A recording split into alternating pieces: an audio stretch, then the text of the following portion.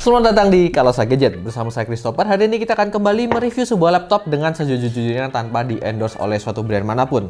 Nggak terasa ini merupakan video terakhir di tahun 2021 dan kita akan menutupnya dengan membahas sebuah laptop di harga mid-range, kelasan laptop bisnis profesional yang mungkin bisa jadi penantang dari brand-brand lain dan hasilnya mungkin bakal ketat.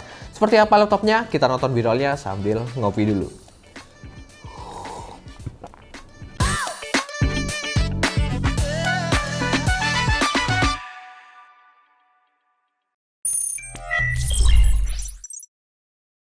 Ya, ini dia Huawei MateBook 14s yang keluar sekitar beberapa minggu yang lalu. Dia menggunakan prosesor Intel Core i5 11300H, prosesor gaming, bahkan yang seri i7 juga menggunakan prosesor gaming. Dengan 4 core 8 thread, lalu base clock speed ada di 3,1 GHz dan boostnya mencapai 4,4 GHz. Lalu menggunakan teknologi 10 nanometer Superfin dengan L3 case ada di 8 MB dan TDP maksimum ada di 35 Watt. Untuk RAM-nya sendiri dia 8 GB LPDDR4X yang artinya dia tersolder dan nggak bisa di-upgrade lagi. Dengan speednya ada di 3733 MHz. Lalu untuk SSD sudah menggunakan yang 512 GB NVMe PCIe dan grafiknya sendiri menggunakan Intel Iris Xe Graphics. Untuk harganya ada di 16.999.000 dan dibekali dengan garansi selama 2 tahun. Untuk desainnya sendiri ya, MateBook ini terkenal dengan desainnya, bahkan yang seri-seri sebelumnya juga sama, mirip dengan laptop yang ada brand buahnya itu. Tapi emang harus diakui bahwa desain simple dan minimalis ini tuh kelihatan profesional banget. Bahan bodinya menggunakan full aluminium dan di bagian tengah punggung layar terdapat branding Huawei. Untuk dimensinya sendiri ada di 31,4 x 22,9 dengan ketebalan di 1,67 cm serta bobot di 1,43 kg yang berarti laptop ini termasuk cukup ringan. Kita lanjut ke area layarnya. Untuk bezelnya sendiri, kalian bisa lihat di B-roll ini tipis di keseluruhan sisinya menghasilkan 90% screen to body ratio. Dan karena pakai permukaan glossy, jadi tampilan bezelnya ini mirip banget sama tampilan bezel smartphone dan kelihatan minimalis dan seamless banget.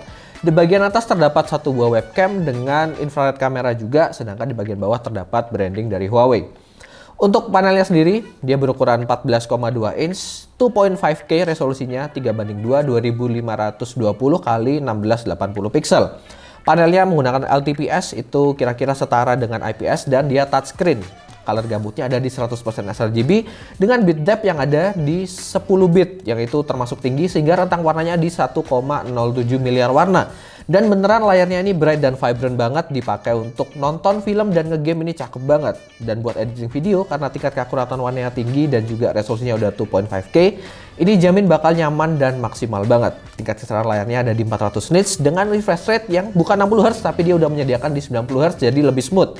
Dan mengantongi sertifikasi TUV Rainline Low Blue Light, lalu TUV Rainline Flicker Free untuk penggunaan yang tidak stressing dan nyaman di mata. Kita lanjut ke area keyboard dan touchpadnya. Di sini tuh layoutnya sama persis seperti seri MateBook sebelumnya, yang membedakan cuman webcam yang sebelumnya disimpan di antara tombol F6 dan F7, sekarang berpindah ke bagian bezel atas layar. Di sebelah pojok kanan atas terdapat tombol power yang berfungsi juga sebagai fingerprint scanner supaya kalian bisa login lebih mudah menggunakan fitur Windows Hello. Untuk feel keyboardnya sendiri nyaman, nggak ada yang spesial, tapi nggak keras juga. Untuk touchpadnya dia berukuran lebih lebar daripada spasi dan sudah dibekali Windows Precision Driver yang cukup akurat. Untuk bagian portnya sendiri, karena desainnya ini mirip sama brand yang ada logo buahnya itu, jadi sama-sama minimalis. Di sebelah kanan cuma terdapat satu buah USB Type A 3.2 Gen 1, sedangkan di sebelah kiri terdapat dua buah USB Type C yang support data transfer, charging dan DisplayPort, ada HDMI, dan terakhir ada audio combo jack 3,5 mm. Fitur-fitur yang terdapat di laptop ini, yang pertama dari segi konektivitas dia sudah menggunakan modul WiFi 6 ataupun AX dan juga Bluetooth 5.1. Untuk desain audionya dia juga cukup unik dengan menggunakan Huawei Sound yang punya 4 buah speaker, 2 menghadap ke bawah seperti laptop pada umumnya dan 2 lagi menghadap ke atas dan diletakkan di bawah tombol kontrol sebelah kiri dan juga arrow key sebelah kanan. Sound yang dihasilkan juga menggelegar, dimana kemarin kita coba dengan 20% volume aja udah cukup keras untuk mengisi ruangan studio kita ini. Selanjutnya ada software Huawei PC Manager untuk mengatur performance dan juga terkait smart devices yang terkoneksi dengan laptop ini. Karena seperti kita tahu, Huawei sedang mengembangkan ekosistem IoT ataupun Internet of Things-nya dan kedepannya akan menambah device-device baru. Terkait fitur satu ini ada fitur Huawei Share juga yang memanfaatkan NFC dari handphone Huawei kalian. Jadi kalian bisa dengan mudah mentransfer file cukup dengan drag and drop. Lalu kalian bisa mengoperasikan handphone kalian lewat laptop ini. Lalu kemudian ada record screen layar laptop dari HP. Dan terakhir kalian bisa mengangkat video call yang tersambung dengan HP kalian di laptop ini. Jadi kualitas kamera dan suaranya bisa lebih baik. Dan terakhir seperti kita sudah singgung sebelumnya, untuk webcamnya sendiri dibekali dengan infrared, jadi kalian bisa menggunakan ini untuk login menggunakan Windows Hello. Dan ini tampilan dari webcamnya Huawei MateBook 14S ini dengan 720 pixel dan 30 fps. Seperti bisa kalian lihat sebenarnya cukup clear, cuman nggak bagus-bagus banget juga kameranya. Dan sayangnya nggak dibekali shutter, baik itu e-shutter maupun yang manual. Oh ya, dan berhubung kameranya lagi menghadap ke layar, kita sekalian tunjukin gimana touchscreen-nya. Jadi dia responsif juga. Mantap. Sekarang waktunya kita bahas soal pengujian performance, dan semua pengujian kita lakukan di mode performance yang cuma tersedia kalau kalian menyambungkan laptop ini dengan charger. Yang pertama, untuk speed SSD kita menggunakan Crystal Smart dan kita dapatkan untuk rate-nya ada di 3473 sedangkan rate-nya di 2342. Ini termasuk cukup kencang untuk SSD generasi ketiga. Lanjut untuk performance rendering menggunakan Adobe Premiere, video 4K berdurasi 1 menit, cut tanpa efek sama sekali dan hanya single layer. Dan laptop ini mampu mencetakkan waktu di 1 menit 9 detik. Jadi ini waktu yang kencang banget mengingat dia nggak dibekali dengan dedicated GPU. Lanjut untuk performance rendering menggunakan Blender, itu di model BMW, dan CPU rendernya kita dapatkan di 6 menit 52 detik. Dan ini waktu yang biasa aja mengingat dia sudah menggunakan prosesor gaming, harusnya sih kita berekspektasi bisa lebih cepat daripada itu. Lanjut untuk pengujian sintetis, R15 di 864 poin dan R20 single core-nya di 543 poin. Dan dua hasil ini tuh hasil yang menurut kami di bawah rata-rata untuk kelasan prosesor gaming. Untuk multi-core R20 sendiri ada di 2480 poin dan average-nya setelah kita looping selama 10 kali ada di 2468 poin, dan ini menunjukkan konsistensinya bagus banget, dimana dia turun nggak sampai 100 poin, bahkan cuma di 20 poin doang. Untuk suhunya sendiri untuk CPU core ada di 84 derajat sedangkan maksimum menyentuh di 95 derajat, dan ini cukup mepet dengan operating temperature Intel Core i5 11300H ini yang ada di 100 derajat. Kita lanjutkan ke pengujian simulasi gaming menggunakan 3D Mark. Untuk time spy sendiri ada di 1479 poin dan Firestrike ada di 3908 poin, dan dua hasil ini cukup bagus.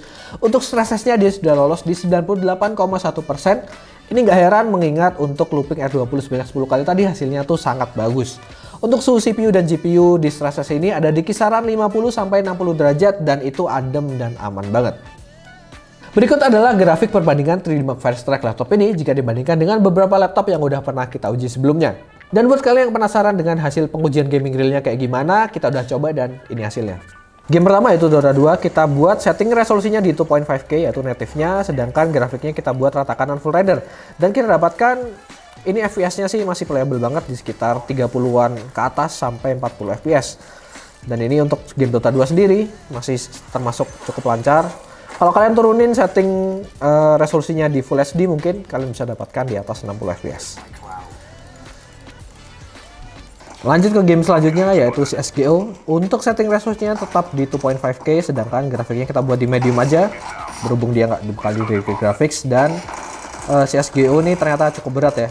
Dan kita dapatkan untuk setting mediumnya ada di 42 fps, 45, 49, 50. Masih cukup nyaman untuk kalian gunakan bermain. Untuk RAM-nya dia kemakan 7 GB-an ya wajar. Sedangkan untuk suhu CPU-nya dia masih cukup dingin banget yaitu di kisaran 50 sampai 60 derajat Celcius.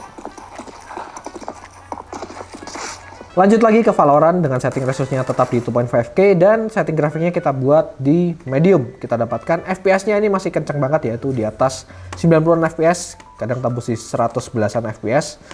Dan ini lancar banget apalagi dibekali layar 90Hz, jadi nyaman banget untuk main game FPS kompetitif kayak gini.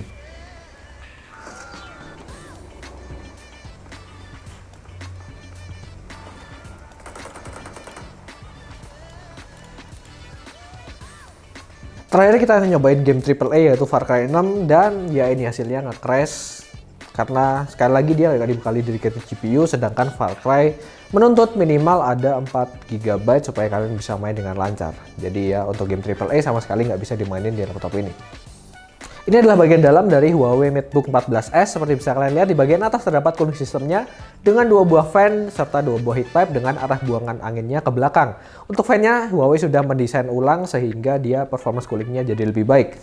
Di bagian kiri bawah daripada fan terdapat satu buah slot SSD M.2 yang udah terpasang SSD berkapasitas 512 GB dan bisa kalian upgrade hingga maksimum 1 TB. Dan untuk slot SODIMM-nya nggak terdapat sama sekali di sini, jadi kalian nggak bisa upgrade RAM sama sekali. Untuk baterai sendiri dia berkapasitas cukup besar, yaitu di 5195 mAh dengan 60 Wh. Untuk ujian baterai kita menggunakan PCmark 10 Modern Office untuk mensimulasikan pekerjaan kantor sehari-hari, dan kita dapatkan hasil yang sangat baik di 12 jam 44 menit alias sampai 13 jam. Itu mode laptop ada di balance, lalu mode baterai juga di balance, tingkat kecilan layar kita turunkan di 50%, serta wifi kita matikan. Dan ini benar-benar efisiensi daya yang bagus banget sejauh ini yang kita lihat dari prosesor Intel, dan mematahkan asumsi bahwa laptop Intel itu boros daya. Berdasarkan pengalaman kita pakai laptop ini saat nge-review dan juga ngelihat hasil pengujiannya, bisa dibilang ini jadi salah satu kandidat terkuat laptop bisnis ataupun profesional yang terbaik di tahun 2021 ini. Kelihatan banget Huawei nggak main-main saat ngedevelop laptop satu ini, walaupun secara tampilan dia terkesan meniru dari laptop lain, tapi performance dan fitur-fiturnya benar-benar dimaksimalkan sehingga user, terutama yang menggunakan device lain dari Huawei, bisa menggunakan laptop ini dengan sangat nyaman dan bisa jadi enggan beralih ke laptop lain. Jadi kesimpulannya untuk desain kita berikan skor 7,5 ya, walaupun bagus dia masih tetap sedikit meniru dari laptop lain. Untuk fitur di 8,5 dan performance di 8. Terima kasih buat kalian sudah menonton video ini sampai habis. Kalau kalian suka jangan lupa tinggalkan like dan juga subscribe ke channel ini untuk membantu channel kita lebih berkembang. Kalau kalian punya masukan, saran, ataupun ingin berdiskusi lebih lanjut, silahkan tinggalkan di kolom komentar. Dan semua link sosial media kita juga terdapat di kolom deskripsi. Jangan lupa kalian cek karena di sana bakal ada info-info menarik.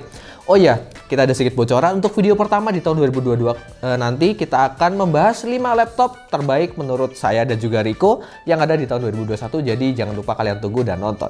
Sekian, saya Christopher, see you in the next video. Ayo ke Kalosa, beli laptop bisa dapat hadiah loh. Kumpulkan kupon pembelian minimal Rp250.000. Anda berkesempatan mendapatkan hadiah total ratusan juta rupiah. Grand prize Honda CBR 150R dan Honda All New Beat. Buruan, shopping di Kalosa.